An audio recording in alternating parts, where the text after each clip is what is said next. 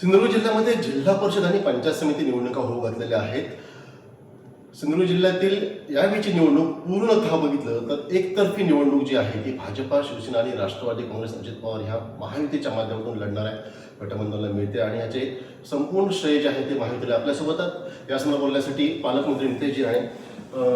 नितेशजी, खूप खूप स्वागत आहे आपलं आमच्या चॅनलमध्ये.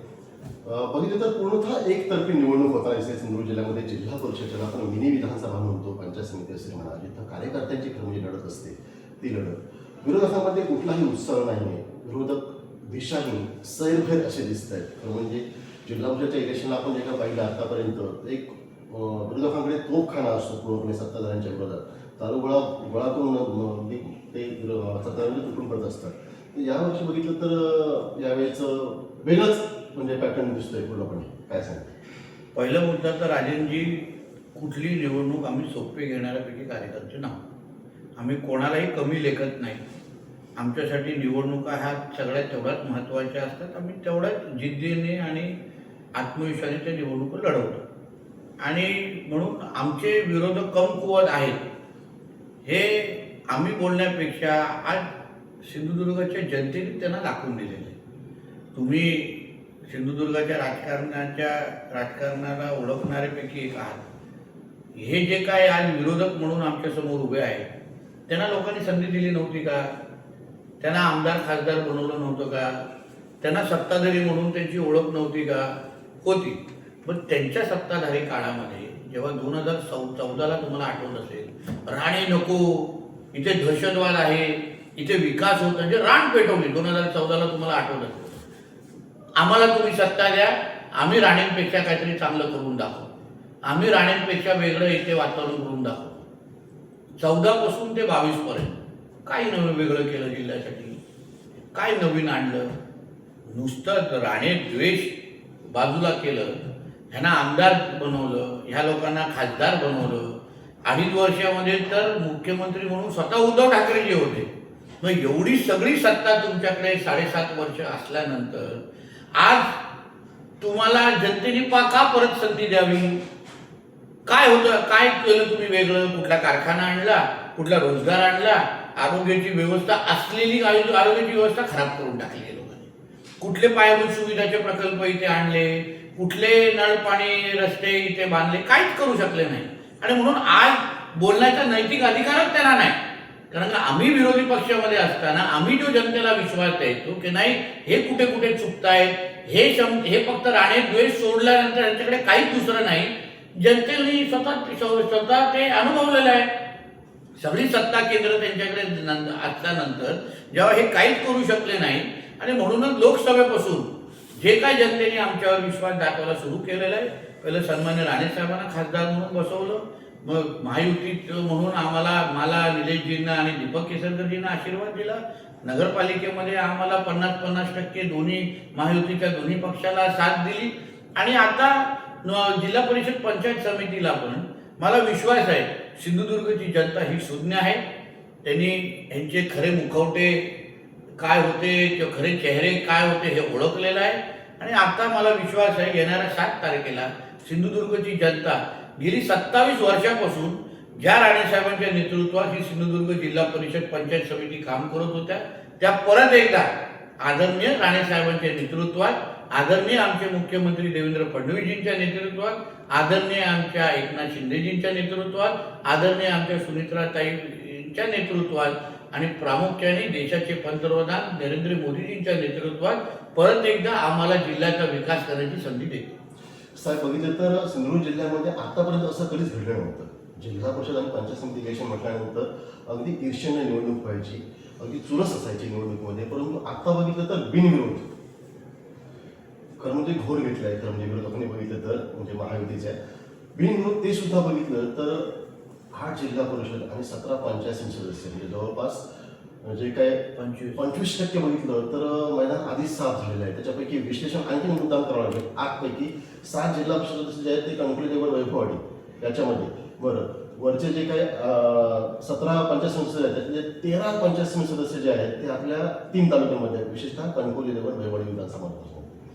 कशी काय ही किमिया साधला? किमियापेक्षा हा जनतेचा माझ्यावर असलेला विश्वास आहे राजनजी. मी 24 तास जनतेसाठी प्राणवारा कार्यकर्ता आहे. जनतेला विश्वास आहे की नितेश राणे आमच्यासाठी आमचा सेवक आहे, आमच्या घरातला भाऊ आणि मुलगा आहे. मी कधी नेता म्हणून त्यांच्यासमोर वागलो नाही. मी आज 43व्या वर्षी मी आज महाराष्ट्र राज्याचा कॅबिनेट मंत्री म्हणून काम करायची संधी भेटली. ही फक्त माझ्या मतदारांमुळे आहे. मी 3 टर्मचा आमदार आहे. प्रत्येक माझ्या 5 वर्षाच्या टर्ममध्ये मी प्रामाणिक पद्धतीने माझ्या जनतेशी भेटतो, बोलतो. आज प्रत्येकाला मी नावाने ओळखणाऱ्यापैकी मी लोकप्रतिनिधी आहे. प्रत्येकाच्या घरातली काय परिस्थिती आहे, त्याच्या घरात काय चांगलं वाईट होतं, हे माझ्याबरोबर ते शेअर करतात, माझ्याबरोबर मी अनुभव घेतात. छोट्यातले छोटे विषय, घरात भांडणं झाली ना तरी मला फोन करून सांगतात की हो आमदार साहेब जरा सोडून द्या हो. अशा माझं नातं ह्या माझ्या जनतेबरोबर असल्यामुळे आज विरोधकांना किंवा त्यांच्या असलेल्या उमेदवारांना हा अनुभव आला असेल ग्राउंडवर. त्यांना दिसलं असेल की बाबा इथे लढूनच उपयोग नाही. आणि पण तुम्हाला हेही सांगतो, दुसऱ्या बाजूने जे विरोधक जे काय आता आरोप करतायत, बेछूट आरोप करतायत राजेंद्र, की खरेदी केली, पैसे, धनशक्ती. अहो ते काय, जे काही उमेदवार ह्यांनीच उभे केला, आम्ही उभे केलेले नाही, त्यांनीच निवडले उमेदवार, त्यांनीच त्यांना फॉर्म भरायला सांगितलं. आता तेच त्याच उमेदवारांना अगर तुमच्यावर विश्वास नसेल, ते काय लहान शाळेतली लहान मुलं नाही ना की चॉकलेट दिलं नाही म्हणून रागून परत घरी गेले. ते जबाबदार लोक आहेत, त्या त्या गावात त्या त्या भागामध्ये त्यांचं वलय आहे, म्हणूनच तुम्ही त्यांना उमेदवार म्हणून निवडलं की नाही.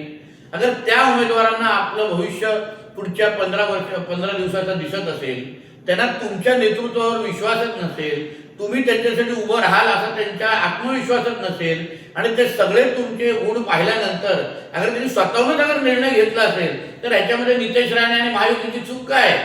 तुम्ही कमी पडला, तुम्ही नाकारते निघाला, तुमचं नेतृत्व सक्षम नाही, आणि म्हणून तुम्हाला आमच्यावर अशा पद्धतीचे बेछूट आरोप करायला लागतात. तुम्ही स्वतःचा अपयश झाकण्यासाठी तुम्हाला अगर नितेश राणेला अगर कवच बनवायला लागतं ना, तर मला काही हरकत नाही. कुठेतरी माझी मदत माझ्या विरोधकांना पण होत असेल की माझं नाव वापरून स्वतःच्या अंगावर जे काही तुमचं नाकारतेपणा तुम्हाला लपवायचं असेल, मला माझ्या त्यांना शुभेच्छा आहेत. सर, 14 पासून बघितलं आपण तर 24 पर्यंत सिंधुदुर्ग जिल्ह्यामध्ये शिवसेनेचं प्राबल्य होतं. त्यावेळी सुद्धा बघितलं आपण तर म्हणजे प्रथमतः माजी मुख्यमंत्री राणेसाहेबांचा पराभव झाला, त्याआधी बघितलं तर खासदार नारायण राणे यांचा पराभव झाला होता. परंतु एक गड मात्र शाबूत राहिला, तो म्हणजे कणकवली विधानसभा मतदारसंघ. आणि आपण संपूर्ण ताकदीनिशी ह्या बलाढ्य शक्तीला त्यावेळी लढा दिलात. त्यावेळी सुद्धा राणेंना आपण जसा उल्लेख केला, राणेद्वेष हेच खरं म्हणजे विरोधकांचं राजकारण होतं. त्यावेळी सुद्धा राणेने संपू शकले नाही. एक जाणकार म्हणून, राजकीय जाणकार म्हणून आपणच स्वतःच्या ह्या राजकीय जे काही तुम्ही लढा दिलात किंवा जे काही यश मिळवलं त्याचं विश्लेषण कसं कराल? लक्षात घ्या राजेंद्रजी, आम्ही आमच्या जनतेशी आणि या मातीशी प्रामाणिक आहोत. राणे साहेबांनी एक छोटंसं उदाहरण, राणे साहेबांनी इथे 750 बेडचं हॉस्पिटल बांधायचं ठरवलं, तेव्हा आम्ही सत्तेमध्ये नव्हतो. 2014 ते 19च्या मध्ये जेव्हा राणे साहेब 2014ला पराभूत झाल्या, पराभूत झाल्यानंतर लोक म्हणजे तो लोकप्रतिनिधी त्याच्या जनतेवर नाराज असतो की ह्या लोकांनी मला नाकारलं. मी एवढं केल्यानंतर पण, एवढं सगळी सेवा केल्यानंतर पण 14ला मला पराभव बघायला लागलं. पण राणे साहेब नाराज झाले नाही, दूर गेले नाही. त्यांनी त्याच 5 वर्षामध्ये 650 बेडचं हॉस्पिटल आणि मेडिकल कॉलेज उभं केलं. हे नातं आमच्या सिंधुदुर्गच्या जनतेबरोबर आम्ही राजकारण म्हणून बघतच नाही. आम्ही 24 तास, मी असो, निलेशजी असो, आमच्या आई असो, राणेसाहेब असो, आम्ही 24 तास या जनतेच्या सेवेत आहोत. ही जनताच आमची ओळख आहे. राणे कुटुंबाची ओळखच सिंधुदुर्ग जनता आहे. आम्ही हे जनतेच्या शिवाय राहूच शकत नाही. आम्ही 24 तास इथेच असतो. आमचे कुटुंब मुंबईला असलं तरी पण आम्ही आठवड्याचे 3-3, 4-4, 5-5 दिवस इथे येतो, बोलतो. आम्ही इकडचेच मतदार आहोत, आणि म्हणून आमचं इकडचं नाळ जुळलं असल्यामुळे जनतेने दुसरं आजमावून पाहिलं. आम्ही नाही बोलणार नाही, म्हणून या विरोधकांना जनतेने आजमावून पाहिलं. तुम्हाला सांगतो राजेंद्रजी, मी पण विरोधी पक्षामध्ये होतो. मी पण तेव्हा निवडणुका लढवल्या. आम्ही 2017ची जिल्हा परिषद जिंकलो की नाही तेव्हा बिनविरोध झाले. विरोधी असताना सुद्धा विरोधी पक्षाचा आमदार होतो. माझ्याकडे ना मुख्यमंत्री, ना खासदार, सगळे ते सगळे माझ्यावर खोट्या केसेस टाकल्या गेल्या. आंदोलनाच्या निमित्ताने मी जनतेसाठी आंदोलन करायचो, पण 15-15 दिवसाची जेल मला हे लोक करायचे, जेलमध्ये टाकायचे, बेछूट आरोप केले, माझ्या सगळ्या पद्धतीने अडकवण्याचा प्रयत्न केला. पण तरी पण मी लढलो ना, संघर्ष केला. त्याचबरोबर राणे साहेबांच्या नेतृत्वावर एवढा विश्वास आहे, कधीही बिनविरोध आम्हाला त्या काळात झालं नाही. उलट आम्ही निवडणूक जिंकलो, म्हणजे नगरपालिका जिंकायचो, आम्ही जिल्हा परिषद जिंकलो. मग आता ह्यांच्या हातातून अगर बिनविरोध सुटत असतील तर म्हणजे ह्यांचा नाकारतेपणा आहे. आणि आम्ही विरोधी पक्षामध्ये असताना पण तेवढा खंबीर होतो, भक्कम होतो, प्रामाणिक राहिलो, आणि आता तर सत्तेमध्ये आहोत. आणि म्हणून आमच्या आणि सिंधुदुर्गच्या जनतेवरचं जे प्रेम आहे, आणि मी तुम्हाला अजूनच सांगतो, आज आमच्या मागे ना भारतीय जनता पक्ष आणि महायुतीची आणि एनडीची मोठी ताकद आहे.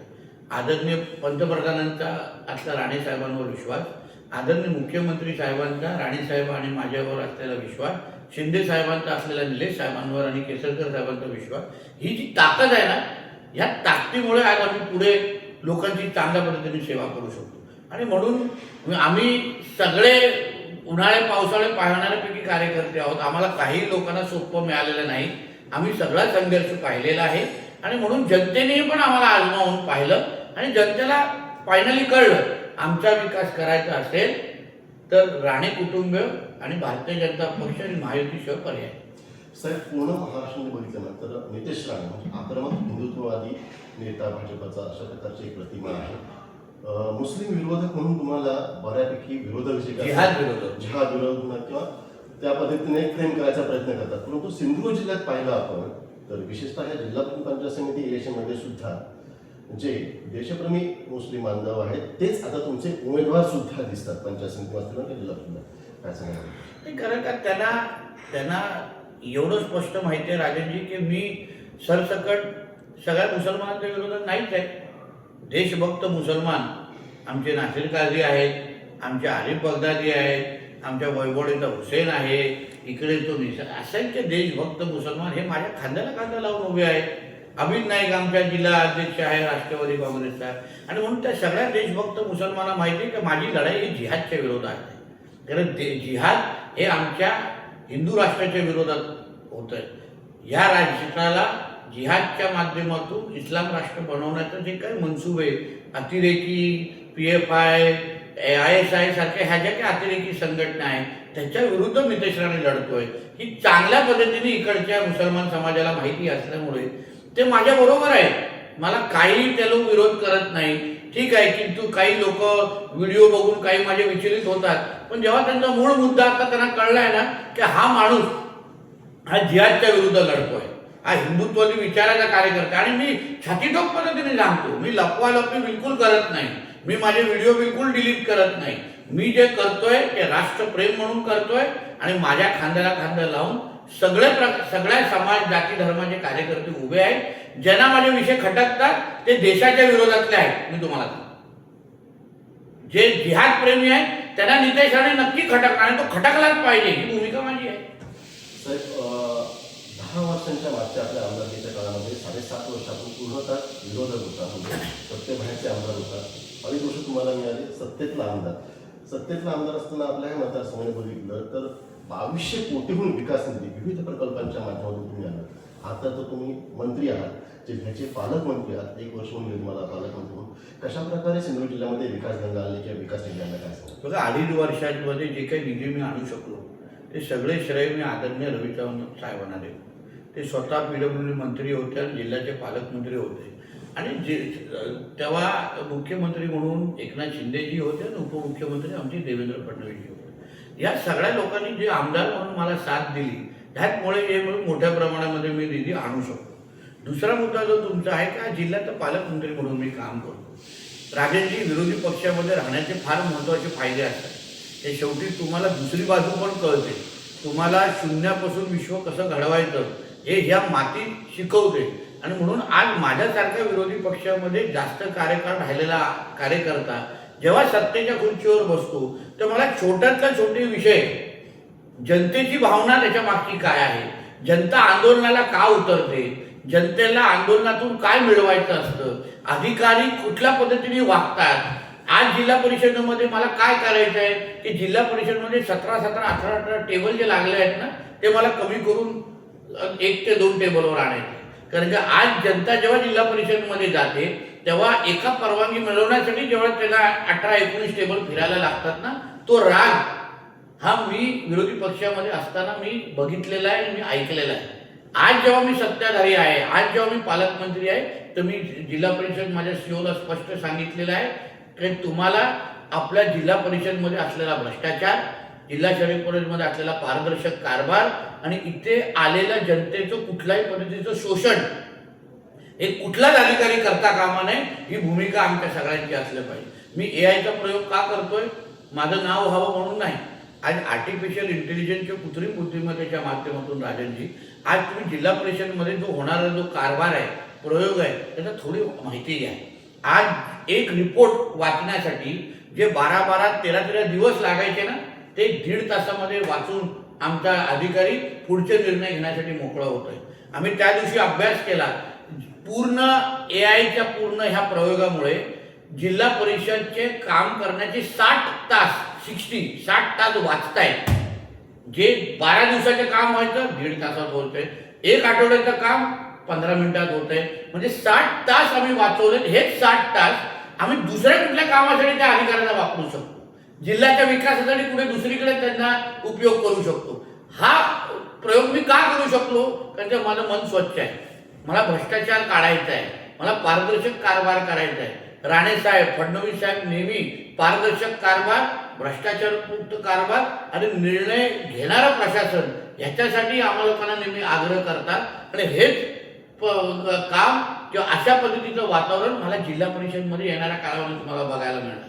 कुठल्याच पद्धतीचा भ्रष्टाचार, जे काय तुम्हाला परत रिटेंडर होतं, परत तिथे तुम्हाला हेलफाटे मारायला लागतात, कुठलाही अधिकारी वजन ठेवल्याशिवाय तुमच्याशी बोलत नाही, माझ्या कार्यकाळात तुम्हाला काहीही दिसणार नाही. मी इथे काय मिळवायला आलेलो नाही. मी खाली हात आलेलो आहे, खाली हात मी जाणार. हे पद पालकमंत्री म्हणून, मंत्री म्हणून जेवढा काळ माझ्याकडे असेल, माझ्या अंगावर एक डाग लागणार नाही, एवढं विश्वासाने मी काम करतोय. नाहीतर मी उगाच हे सगळे मटका जुगार आणि अंमली पदार्थ आणि गोवा बनावटी दारूच्या विरोधात मोहीम उघडली नसती, स्वतः जाऊन रेड मारले नसते.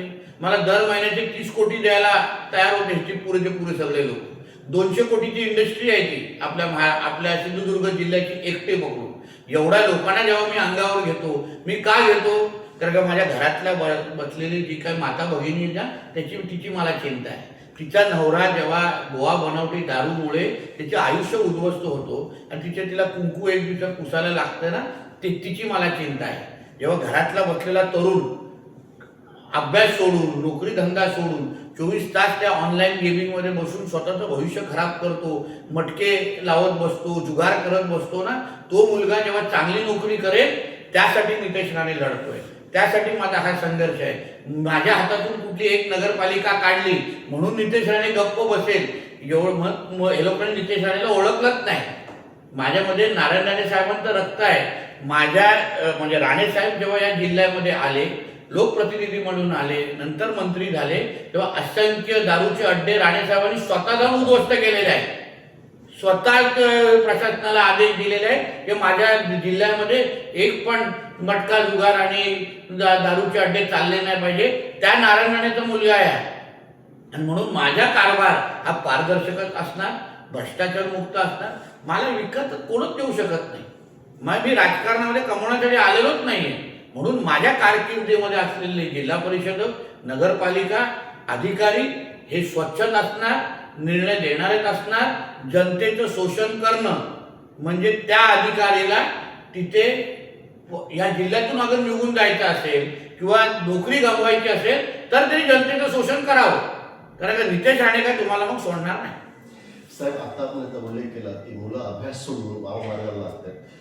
अभ्यास करणारी मुलं पण आपल्या जिल्ह्यामध्ये आहेत, बुद्धिवान आहेत, हुशार आहेत, शिकत आहेत, परंतु त्यांना रोजगार नाही आहे.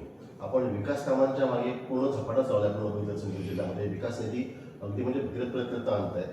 आपल्या इथून जे मायग्रेंट होत आहेत आताची पिढी जी काय मायनर होते शहराला रोजगारासाठी, त्यांना अपेक्षा आहे तुमच्याकडनं. कारण इतर राजकारणामध्ये आणि नितेशांमध्ये आजची पिढी खूप फरक आहे हे समजून घेते की नितेशांनी जे बोलतात ते करून दाखवतात, अशी त्यांच्या मनामध्ये एक धारणा आहे, विश्वास आहे तुमच्याबद्दल. आणि तो विश्वास राणे साहेबांपासून आता हा आलेला आहे आणि तुम्ही तो आणखी घट्ट केलेला आहे.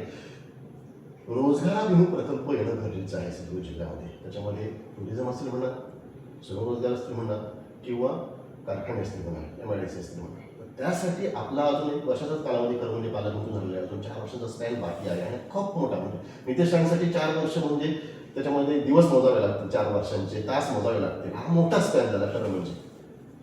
काय प्रकल्प आपल्या मनामध्ये आहेत? इथले अतिशय चांगला प्रश्न तुम्ही अगोदरच्या प्रश्नाच्या नंतर विचारला.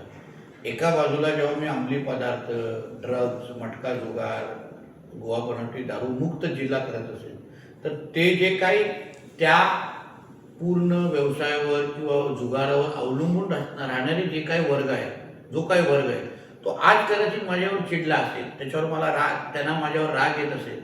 पण काही महिन्यानंतर, 1 वर्षानंतर जेव्हा ते आजूबाजूला रोजगार शोधायला लागतील, जेव्हा ते नोकऱ्या शोधायला लागतील ना, तेव्हा त्यांना माझ्या जिल्ह्यामध्ये राहूनच रोजगार देण्यासाठी पूर्ण पद्धतीने माझं नियोजन आहे. बघा, सर्वात पहिला आम्ही काय निर्णय घेण्याची सुरुवात केला, आम्ही जिल्हा बँकमध्ये परमनंट नोकऱ्या किंवा नोकर भरत्या आम्ही सुरू केल्या. त्याच्यानंतर दुसरा टप्पा मी काय केला, हळूहळू शिरोडाचा जो काही शिरोडामध्ये येणारा ताज प्रकल्प आहे राजनजी, त्याला मी चालना दिली. आज त्याचं काम 2 महिन्यामध्ये सुरू होईल. 2 वर्षामध्ये पहिलं 124 रूमचं ताज 5 स्टार हॉटेल आपल्या जिल्ह्याचं पहिलं तिथे सुरू होईल. तिथे किती मुलं नोकऱ्याला लागतील, नोकरी धंद्याला लागतील, त्याला संलग्न असणारी इंडस्ट्री आपल्या जिल्ह्यामध्ये त्या निमित्ताने येते. मी आपल्या जिल्ह्यामध्ये झी सिने अवॉर्ड सारखे अवॉर्ड आणण्याच्या दृष्टिकोनातून मी जाहीर केलेलं आहे. काही महिन्यामध्ये ते अवॉर्ड जेव्हा येतील तर पर्यटनाच्या आधारे जेव्हा ही पूर्ण पुरी फिल्म इंडस्ट्री जेव्हा इथे उतरेल, जेव्हा विचार करा, आपल्या जिल्ह्यातले बघण्याचा दृष्टिकोन पूर्ण पद्धतीने बदलेल. आज आदरणीय देवेंद्र फडणवीस साहेब जेव्हा डॅव्होसमध्ये जातात तेव्हा नुसतं खाली हात येत नाही, तेव्हा तुमच्या आणि माझ्या सिंधुदुर्ग जिल्ह्यासाठी 4,500 कोटीचा प्रकल्पाचा MOU तिथे साईन होतो आणि त्याचं काम येणाऱ्या काही महिन्यामध्ये तुम्हाला सुरू झालेलं दिसेल. दुसरं, मी बंदर विकास आणि मत्स्य खात्याचा मंत्री आहे. बंदर विकासच्या निमित्ताने विजयदुर्ग आणि रेडी बंदरकडे जहाज बांधणीचे प्रकल्प आणण्याच्या दृष्टिकोनातून आमची पूर्ण पद्धतीने तयार झालेली आहे. आम्ही फक्त ह्या आचारसंहितेपर्यंत थांबलेलो आहे. गेले 3 महिने आमचा पूर्णही प्रशासकीय कारभार थांबला होता. कुठलेही मोठे निर्णय आम्ही घेऊ शकलो नाही. पण ह्या 9 फेब्रुवारी नंतर तुम्हाला ह्या सगळ्या प्रकल्पाला कुठल्या अर्थाने आम्ही गतिमान पद्धतीने चालना देतोय, निर्णय घेतोय, अस्तित्वात तुम्हाला हे सगळे प्रकल्प दिसतील. उदाहरण, मी रोरोची सर्व्हिस चालू करणार होतो, ती आचारसंहिता कचाट्यात माझी सापडली. आता मी 17 ते 18 किंवा 25 फेब्रुवारीच्या अगोदर, फेब्रुवारी या 2026च्या अगोदर तुम्हाला भाऊचा धक्का ते विजयदुर्ग टू भाऊचा धक्काची रोरो सर्व्हिस तुम्हाला चालू होत असताना दिसेल. नुसतं रोरो सर्व्हिस राजांनी चालू होणार नाही, त्याच्याशी बरोबर आता रोजगार येणार, जोडधंदे निर्माण होणार, लोक आपल्या सिंधुदुर्गात येणार, त्या दर्जाचा पर्यटन इथे येणार. म्हणून तुमचा जो प्रश्न आहे ना, त्याच्या आमचा तोच विचार आहे की जो मुंबई, पुणे, नाशिक, दुबई, साऊदीला राहणारा आमचा जो तरुण आहे, जो आई वडिलांची लांब जाऊन तिथे जे पगाराची नोकरी करतो, आम्ही नाही बोलत नाही की 1 लाखाचा पॅकेज सोडून इथे 25,000चा पॅकेजची नोकरी करा. आम्ही त्याच दर्जाची नोकरी देण्यासाठी मी पूर्ण पद्धतीने सज्ज आहे. पूर्ण पद्धतीने देवेंद्र फडणवीस यांचा ह्या जिल्ह्याकडे पूर्ण पद्धतीने लक्ष आहे. ज्या पद्धतीने राणे साहेबांच्या डोक्यामध्ये पर्यटनाच्या आधारे या जिल्ह्याचा विकास करण्याचा जे काही संकल्प राणे साहेबांनी केलेले, जे काही उद्योगधंदे आणण्याचा प्रयत्न केलेले, ते सगळे आमच्या पाईपलाईनमध्ये आहेत. एकदा काही आचारसंहिता संपली, तुम्हाला एक फटफट निर्णय होत असताना दिसतील. आता तुम्ही विचार करा, मी चिपी विमानतळ का 100% सुरू करून घेतलं, 24 तास क्षमता का निर्माण केली, जेणेकरून येणारा जो पर्यटक आहे आज जो मोप्याला उतरतो आणि गोव्याकडे निघून जातो. उद्या जेव्हा आपल्याकडे नाईट लँडिंग फॅसिलिटी आज जी सुरू झालेली आहे, इंडिगो, स्पाइसजेट, एअर इंडियासारखे मोठे विमान आपल्याकडे उतरायला सुरू होतील, इथे ज्या दर्जाचा पर्यटक येईल, जो ताजमध्ये राहायला जाईल, तुम्ही विचार करा तुमच्या बाजारपेठेची उलाढाल किती वाढेल, किती तिपटीने वाढेल. अशा पद्धतीचे पूर्ण नियोजन या सरकारच्या पहिल्या वर्षामध्येच आम्ही केलेलं आहे आणि 4 वर्ष आम्हाला अंमलबजावणीसाठी आहे. राजनजी, आम्ही कोल्हापूर वैभववाडीचा जो रेल्वे मार्ग आहे ज्याच्याबद्दल तुम्ही वर्षानुवर्ष कदाचित बातम्या करत असाल का कचाट्यात सापडलाय, कधी होणार, आज त्याची उत्तरं भेटण्याची बघा पहिल्या वर्षामध्ये सुरुवात झालेली आहे. 3,500 कोटीची तरतूद केंद्र सरकारने अर्थसंकल्पात केली आहे. 3,500 डिसेंबरलाच मुख्यमंत्री साहेबांनी देण्याची आम्हाला मान्यता दिली होती. आमचे कोल्हापूर आणि सिंधुदुर्गचे दोन्ही कलेक्टर यांनी भूसंपादनाची प्रक्रिया सुरू केलेली आहे, जे आचारसंहितेच्या नंतर मोठ्या प्रमाणामध्ये सुरू होईल. म्हणजे 2028 पर्यंत कोल्हापूर म्हणजे पश्चिम महाराष्ट्र आपल्या कोकणाला जोडला जाईल. पश्चिम महाराष्ट्र होण्यामध्ये जो काही शेती संदर्भात जो काही उलाढाल आहे, आज शेती बाबतीमध्ये पश्चिम महाराष्ट्र हा समृद्ध आहे. तो जेव्हा कोकणाशी जोडला जाईल, तो जेव्हा आपल्या ह्या म्हणजे कोल्हापूर रेल्वे मार्ग, त्याचबरोबर आपला शक्तीपीठ महामार्ग, ह्याच्याने जेव्हा आपल्या कोकणाशी सगळेजण जोडले जातील, एका बाजूने बंदर विकास, दुसऱ्या बाजूने रेल्वे मार्ग आणि तिसऱ्या पद्धतीने हे सगळे जे काही उद्योगधंदे मी ते आणू पाहतोय, मी तुम्हाला 100% विश्वास देतो. तुमच्या पहिल्या इंटरव्ह्यूवर सेव्ह करून ठेवा आजची तारीख. आणि या सरकारच्या पहिल्या वर्षामध्ये आपण बोलतोय 2029ला परत एकदा हाच इंटरव्ह्यू तुम्ही माझ्या बरोबर घ्या. त्या प्रकल्पाचे फोटो सकट तुम्ही पाहिलं, माझ्या आजूबाजूला जे मुलं त्या प्रकल्पामध्ये नोकरीला लागलेले आहेत त्यांच्या बरोबर माझा इंटरव्ह्यू घ्यावं, एवढं ह्या निमित्ताने मी तुम्हाला सांगतो. साहेब, आताची जी निवडणूक आहे ती पूर्णतः ग्रामीण भागातली आहे. जिल्हा परिषद किंवा पंचायत समिती, वीज, पाणी, रस्ते हे प्रकल्प तर होताच आहे. तुम्ही त्याच्यावर अंतिम प्रयत्न करताच आहात. रोजगारासाठी तसे प्रयत्न चालूच आहेत. महत्त्वाचा भाग जो असतो तो म्हणजे आरोग्य समस्या आहे, कारण ती सुटणं फार महत्त्वाची आहे. तर त्यासाठी काही विशेष प्रयत्न होणं गरजेचं आहे का? बघ, ग्रामीण भागामध्ये आमचे जे काही उपरुग्णालय आहेत, जे DHOच्या माध्यमातून सांभाळले जातात, तिथे असलेली स्टाफची कमतरता, काही साधन समृद्धीची कमतरता, या सगळ्या गोष्टीवर फार आम्ही बारकाईने काम करतो. निधीची तरतूदपासून तिथे लागणारा स्टाफ, आता मुख्यमंत्री साहेबांच्या 150 दिवसाच्या कार्यक्रमाअंतर्गत आकृती बंदर अंतर्गत आरोग्य, महसूल आणि PWD या तिन्ही खात्यामध्ये मोठ्या प्रमाणामध्ये भरती होणार आहे. माझं काम काय आहे की त्या भरतीमध्ये कोकणाला प्राधान्य मिळावं.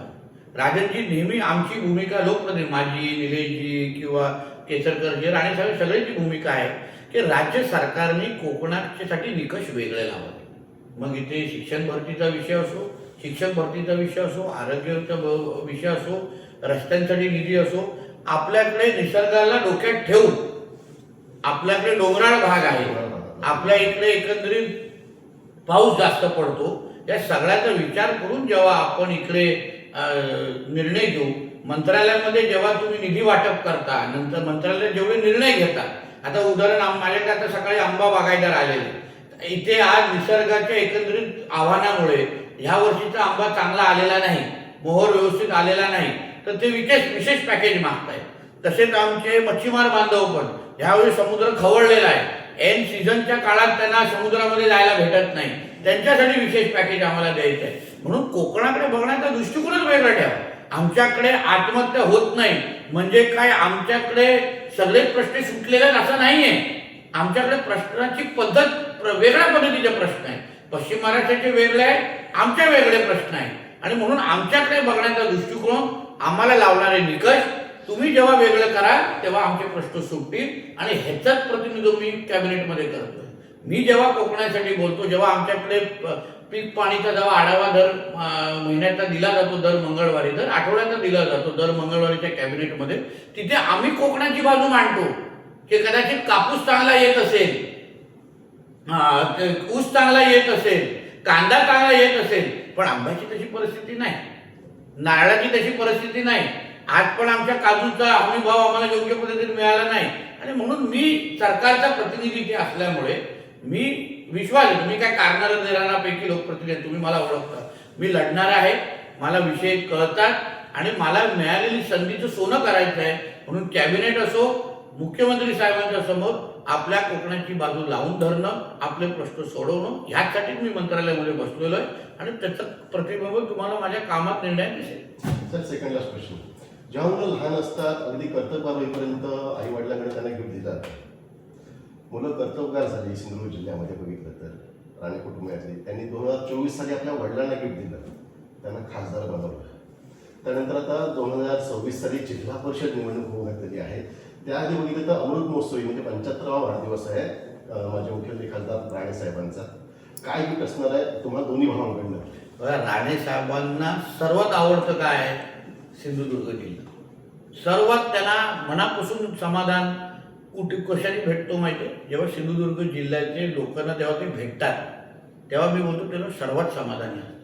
राणेसाहेब जेव्हा जिल्ह्यामध्ये येतात, मी तुम्हाला बोलतो त्यांची डायबिटीज नॉर्मल असते, कोलेस्ट्रॉल नॉर्मल असते, एकदम सुखाने माणूस तो झोपतो. आणि म्हणून आम्हाला माहिती आहे की 75 वाढदिवस आला, आता त्यांना आम्ही कुठली गाडी काय देणार, कपडे काय देणार, घड्याळ काय देणार, ते तर सगळं त्यांच्याकडे आहे. पण त्यांना सर्वात जास्त समाधान कशात वाटेल, सर्वात जास्त आनंदी कशा भेटेल? जेव्हा जिल्हा परिषद पंचायत समिती जी वर्षानुवर्ष गेली 27 वर्ष, कदाचित क्वचितच असं राहिलं असेल की सलग कुठल्या नेत्याच्या नेतृत्वात एवढं. तर माझं म्हणणं आहे की त्यांना जेव्हा आम्ही 50 ते 50 आणि 100 ते 100 पंचायत समितीचे सदस्य, अगर आम्ही 100% निकाल त्यांना देऊ शकलो, नुसतं काय काट्यावर पास होण्यापेक्षा 50 मधून अगर 50 जिल्हा परिषद सदस्य, 100 ते 100 पंचायत समितीचे सदस्य त्यांना देऊ शकू, ह्याच्यापेक्षा कुठलंही मोठं गिफ्ट भेट त्यांना 75व्या वाढदिवसाला आम्ही देऊ शकणार नाही. म्हणून आम्ही सगळे कामाला लागलेलो आहे, जेणेकरून यावेळी 10 एप्रिलला तुम्ही विचार करा ना, सतीश सावंत आणि सगळे जे त्यांचे जुने सहकारी 90 पासून जे राहिलेले जे सहकारी आज परत भावनिक होऊन काय येत आहे? राजकारण आहे, पण या जिल्ह्याला घडवलं राणेसाहेबांनी, या जिल्ह्याला ओळख दिली राणेसाहेबांनी. आज देश पातळीवर कुठेही जा, कोकण म्हटलं, सिंधुदुर्ग म्हटलं, अरे राणेसाहेब जिल्ह्याचे आहे की अशी ओळख आपल्या सगळ्यांची निर्माण झाली आहे. आणि म्हणून त्या आमच्या राणेसाहेबांना आम्हाला काही द्यायचं असेल, आमच्या वडिलांना द्यायचं असेल, म्हणून आम्ही दोन्ही मुलं आणि आमचे सगळे सहकारी, आमचे सगळे देवेंद्रजी सकट, देवेंद्र फडणवीस साहेबांचं एवढं कौतुक आहे. साहेबांनी पहिल्या दिवशी भूमिका घेतलेली आहे की नितेश, ही निवडणूक राणेसाहेबांच्याच नेतृत्वात आपल्याला लढवायची आहे आणि त्यांनाच तुम्ही सगळे निर्णयाचे अधिकार द्या. आणि त्यानुसार बघा सगळे निर्णय झाले. काल पण तुम्ही एकनाथ शिंदे साहेबांचं भाषण बघा, कित्येकदा त्यांनी राणेसाहेबांचं नाव घेतलं, राणेसाहेबांचा मान सन्मान दिला. आमचे अजितदादा पण तसेच होते. आणि म्हणून आम्हाला विश्वास आहे येणाऱ्या 10 एप्रिलला आम्ही सगळेचे सगळे एकत्र म्हणून राणेसाहेबांना पंचायत समिती जिल्हा परिषदेचे गिफ्ट नक्की देऊ, हा ठाम विश्वास. साहेब, शेवटचा प्रश्न. तुमची वडिलांनी सांगते की तुम्ही एकदम रिलॅक्स आहात, एकदम खुश आहात, हे पण समजून येते. कारण आत्तापर्यंत मी तुम्हाला बघतोय जवळनं वगैरे, म्हणजे तुमची जी काही पहिली इलेक्शन होती 14, त्याच्या आधी 2-4 वर्ष तुम्हाला बघतोय मी, एवढं म्हणजे शांतता किंवा समाधानी असं अजिबात नव्हतं जे आता आहे. या निमित्तानं आपण आपल्या सिंधुवासियांना जे मतदार आहेत, जिल्हा परिषद पंचायत समितीला मतदान करणार आहेत, त्या मतदारांना आपण काय आवाहन कराल? बघा राजनजी, आम्ही नुसतं निवडणुकीपुरते काम करणारे कार्यकर्ते नाही. आम्ही 24 तास 365 दिवस आम्ही जनतेच्या सेवेसाठी तत्पर असणाऱ्यापैकी आम्ही सगळे कार्यकर्ते आहोत. मी जनतेला एवढी कळकळीने विनंती करेन की आज तुमच्या घरातला मुलगा, भाऊ, मित्र जिल्ह्याचा पालकमंत्री आहे, निलेशजी कुडाळ मालवणचं नेतृत्व करतायत, आमचे केसरकर साहेब सावंतवाडी मतदारसंघाचं नेतृत्व करतायत, आणि भारतीय जनता पक्ष, शिवसेना, राष्ट्रवादीचे आम्ही सगळे कार्यकर्ते तुमच्या जिल्हा परिषद पंचायत समितीच्या माध्यमातून तुमच्या सेवा करण्यासाठी आम्ही तत्पर आहोत आणि तयार आहोत. तुम्ही फक्त येणाऱ्या 7 तारखेला आम्हाला मनापासून तुम्हाला विनंती करतो की तुम्ही मतदान केंद्रावर जाऊन कमळ चिन्ह आणि धनुष्यबाणच्या चिन्हाच्या समोर फक्त बटन दाबा. आम्हाला तुमच्याकडून तेवढीच अपेक्षा आहे.